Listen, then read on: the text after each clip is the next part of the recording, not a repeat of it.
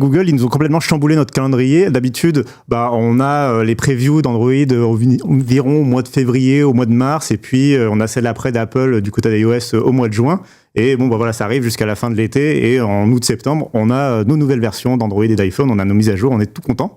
Alors, qu'est-ce qu'ils annoncent avec cet Android 16 ? Alors, pour le moment, ils annoncent pas grand-chose avec Android 16, parce que c'est surtout pour préparer les développeurs qui vont devoir adapter leurs applications à cette future version d'Android 16, donc il faut les prévenir un petit peu en avance. Mais déjà, on a au moins une grosse nouveauté un peu cool à se mettre sous la dent, c'est le partage audio sur smartphone. C'est quelque chose de tout bête, mais qui va parler, je pense, à tout le monde.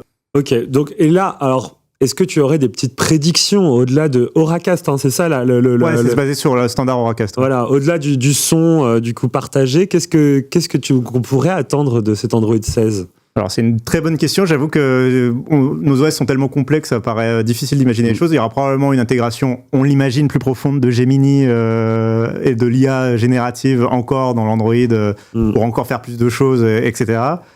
Probablement des optimisations du côté de la batterie ou des performances pour ce qui est du jeu vidéo, parce que c'est un axe de plus en plus important sur le smartphone, d'avoir vraiment le logiciel, l'OS qui gère de plus en plus de capacités graphiques, le ray tracing et compagnie, les mises à jour de drivers, etc. Il y aura sans doute quelques trucs à se mettre sous la dent. Mais ça va pas être une refonte qui va changer tout Android. Ça, faut qu'on arrête d'attendre ça, en fait. Et puis, il y a des nouveautés, des fois, qu'on verra, qui seront assez discrètes pour l'utilisateur final, mais qui pourtant font partie de cette version d'Android. Par exemple, je pense au sélectionneur de photos.